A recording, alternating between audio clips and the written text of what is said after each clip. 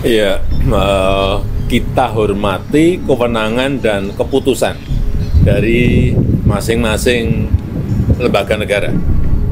Pada hari Rabu kemarin, atau tepatnya tanggal 21 Agustus 2024, media sosial dihebohkan dengan tagar hashtag kawal putusan MK dengan gambar burung Garuda serta latar belakang warna biru.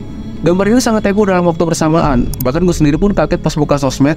Banyak akun yang gue follow itu mereka kayak nge-repost gambar Garuda dengan latar belakang warna biru. Buat lo yang belum tahu, logo ini tuh awalnya diposting secara kolaborasi sama akun Instagram @narasing_newsroom, Najwa Shihab, Mata Najwa, dan akun narasi.tv. Sebenarnya apa sih arti dari logo peringatan darurat ini sampai heboh banget di sosial media manapun? Well, logo ini tuh sebenarnya memiliki arti atau merujuk pada ajakan masyarakat untuk lebih aktif mengawasi jalanan pemilihan kepala daerah atau Pilkada 2024. Kenapa kita diajak untuk mengawasi?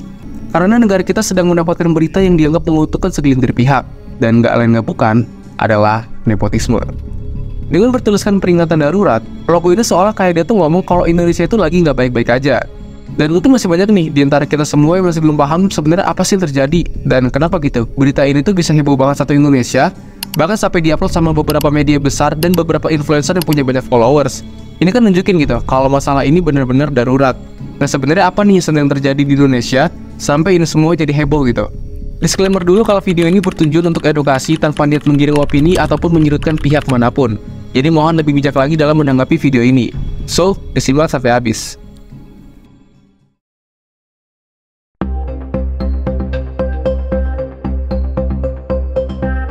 Kalau gue runtutin dari awal, perjalanan awalnya tuh gini.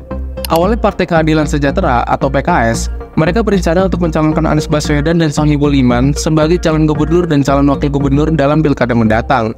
Alasan PKS mengusung Anies dan Sohibul karena mereka yakin bahwa pasangan ini memiliki elektabilitas yang tinggi dan akan mampu menarik banyak dukungan.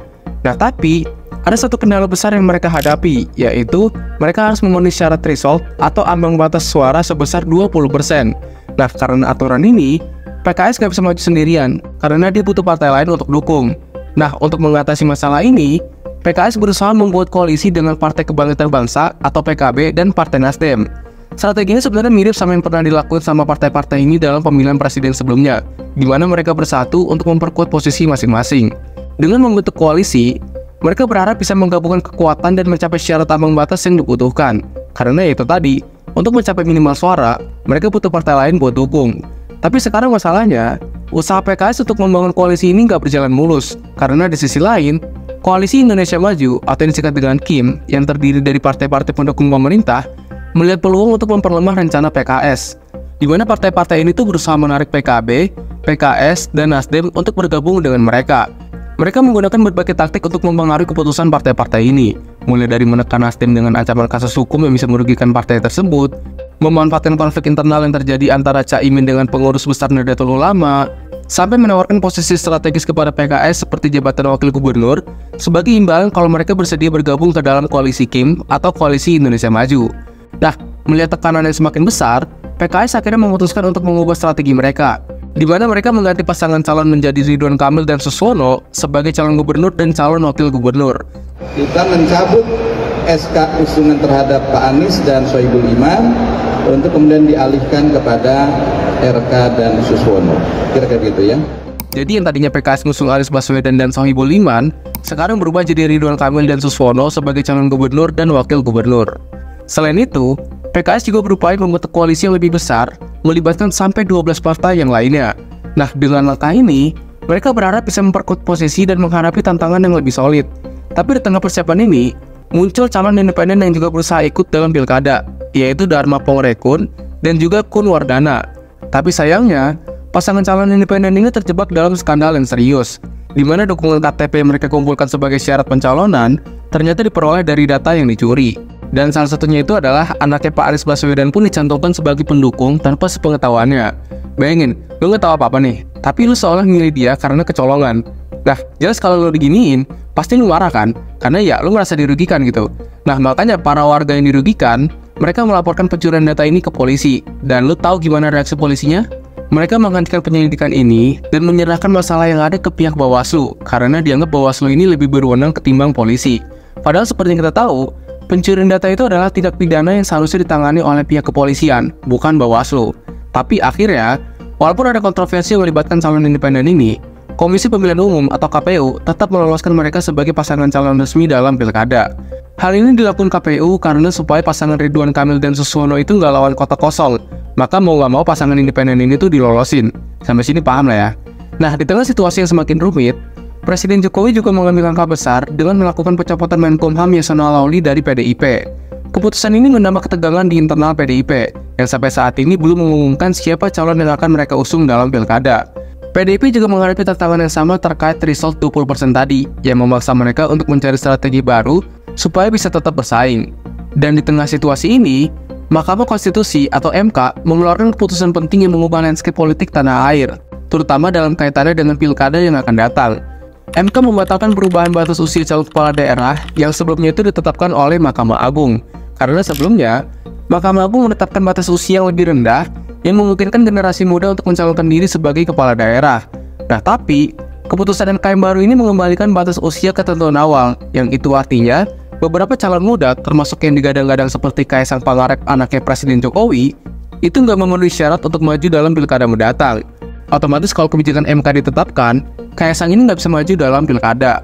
Selain kebijakan itu, MK juga mengabulkan gugatan yang diajukan oleh Partai Buruh dan Partai Gelora, di mana gugatan itu tuh berisi penurunan ambang batas pencalonan kepala daerah dari 20% tadi menjadi 7,5%. Keputusan ini jelas memberikan keuntungan bagi partai-partai non-PIM seperti PDI Perjuangan, yang sebelumnya itu harus mencari dukungan koalisi untuk mencalonkan kandidat mereka sendiri. Dengan ambang batas yang lebih rendah, partai-partai ini sekarang memiliki peluang lebih besar untuk mencalonkan kandidat mereka sendiri tanpa harus berkompromi dengan partai lain. Tapi ya itu tadi, keputusan ini gak cuma memberikan dampak positif bagi beberapa partai, tapi juga menimbulkan kekecewaan bagi calon-calon tertentu. Salah satunya adalah Kaisang Pangarep.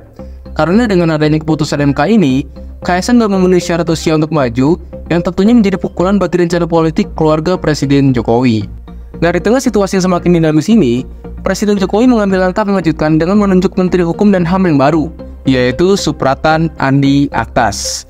Menariknya, Menteri yang baru ini bukan berasal dari PDIP yang jadi tulang punggung pemerintah Jokowi selama ini. Dan langkah ini menimbulkan berbagai spekulasi karena belum jelas apa tujuan sebenarnya dari pergantian ini. Beberapa analis politik menduga bahwa ini adalah bagian dari strategi lebih besar, mungkin terkait dengan manuver politik yang dilakukan sama Pak Jokowi. Dan karena keputusan MK tadi yang udah merugikan Kaisang, Pak Jokowi langsung kirim surat ke DPR RI untuk menggelar rapat. Dan pada saat itu, mereka menggelar rapat untuk membahas rancangan undang-undang atau RUU Pilkada yang baru. Ada spekulasi bahwa tujuan utama dari pembahasan RUU ini adalah menciptakan undang-undang baru yang bisa membatalkan atau setidaknya memodifikasi keputusan MK yang baru aja dikeluarkan. Padahal kalau menurut pasal 24C ayat 1 Undang-Undang Dasar 1945, putusan MK itu bersifat final dan mengikat bagi siapapun, termasuk DPR, Presiden, pemerintah, maupun institusi lembaga peradilan. Kalau misalnya keputusan MK ini bisa dibelokin, itu tandanya terjadi anomali hukum di negara ini, dan rakyat pun pasti akan melawan. Nah, situasi ini membuat keadaan memanas karena masyarakat merasa demokrasi kita itu diobrak-abrik demi kepentingan satu keluarga. Dan buntut dari masalah ini, tagar hashtag kawal putusan MK pun sempat trending di sosial media X, dan beranda sosial media pun dibanjiri dengan berita-berita ini. Dan kabarnya, masa akan demo turun ke jalan sehari jelang rapat DPR tadi, atau tepatnya masa akan melakukan demo pada hari Kamis tanggal 22 Agustus 2024. Sebenarnya selain daripada masalah obrak-abrik kebijakan, masyarakat tuh udah muak dengan banyak masalah lainnya, mulai dari maraknya kasus korupsi, harga pangan pada naik, isu nepotisme yang kemarin, anak pejabat dapat perlakuan khusus, dan lain-lain. Makanya kan poster peringatan darurat kemarin tuh sempat heboh banget, dan sampai melakukan aksi demo juga di hari Kamis ini di depan gedung DPR. Ya tentu hal ini jadi simbol kalau rakyat itu udah kesel dengan semuanya.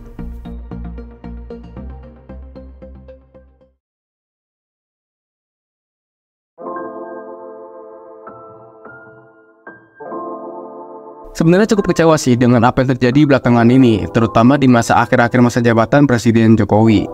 Gue tahu mungkin di sini kita punya pemikiran yang berbeda-beda terhadap beliau, tapi ya seperti yang kita tahu kalau banyak rakyat yang mengeluhkan masalah-masalah yang ada belakangan ini.